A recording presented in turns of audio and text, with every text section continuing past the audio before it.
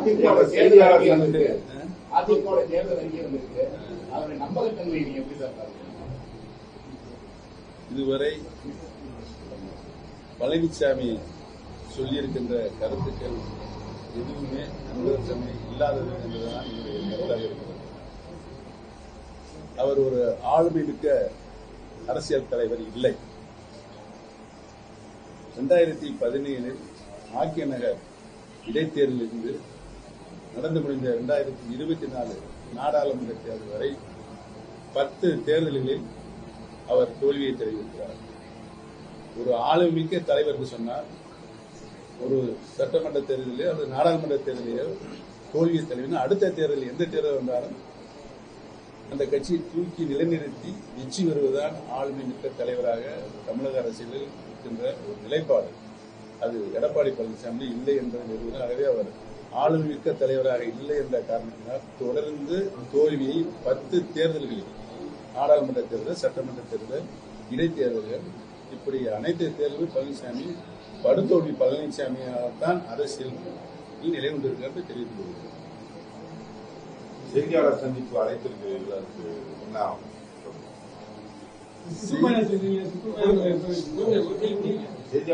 செய்தியாளர் சந்திப்பை அழைத்திருப்பது நோக்கம் பழனிசாமி என்று வெளியிருக்கின்ற தேர்தல் அறிவிக்கை பொய்யான அறிவிக்கை, அதை நாட்டு மக்களுக்கு தெளிவுபடுத்த வேண்டும் என்றுதான் நான் உங்களை எல்லாம் அழைத்திருக்கிறேன். நீங்கள் கடந்த காலங்களில் பழனிசாமி சொன்ன எதையாவது நிறைவேற்றியிருக்கிறார் என்பதை ஆய்ந்தார் என்று உண்மைத்தன்மையை மக்களுக்கு சொல்லவில்லை.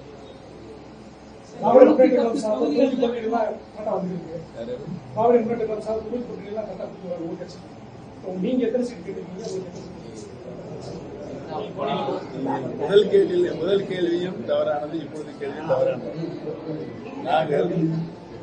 நான் அதிமுகவில் தொண்டனாகவே இருந்திருக்கிறேன். தளபதி அவர்கள் வேட்பாளர் பட்டியல் வெளியிடும் போது யாரெல்லாம் வேட்பாளர் பட்டியல் இடம்பெற்றிருந்தாலும் அவர்தான் தேர்தலில் தகுதியுடையவர் என்பதை தெரிவித்தார். என்னுடைய சுற்றுப்பயணம் தென் மாவட்டங்களில் 58 தொகுதி இருக்கிறது. இந்த 58 தொகுதியிலும் திராவிட முன்னேற்ற கழகம் மாபெரும் வெற்றி அடையும் என்று மக்கள் கருத்தாக அமோக ஆதரவு இருக்கிறது. தளபதி உத்தரவிட்டால் போட்டி.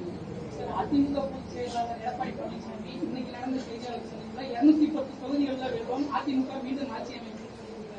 நான் ஏற்கனவே சொன்னேன், 2017 நடந்த ஆக்கிய நகர் சட்டமன்ற இடைத்தேர்தலில் இருந்து இதுவரை அவர் எந்த தேர்தலாக வெற்றி பெற்றிருக்கிறாரா? ஆக ஆளுமை திறன் கொண்ட தலைவராக எடப்பாடி பழனிசாமி இல்லை. மக்கள் அதை நம்ப வேண்டாம் என்றுதான் சொல்லுங்கள்.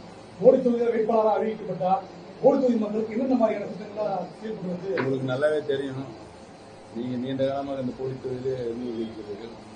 சில நேரங்களில் உண்மை பேசுகிறீர்கள், சில நேரங்களில் வேறு மாதிரியாக திருப்பி பேசுகிறீர்கள். நான் ஜோடி சட்டமன்ற தொகுதியில் 2017 முதலாக இந்த தேர்தல் காலத்தில் சொன்ன வாக்குறுதிகள் ஒன்றை தவிர பாக்கி எல்லாம் நிறைவேற்றிருக்கிறது.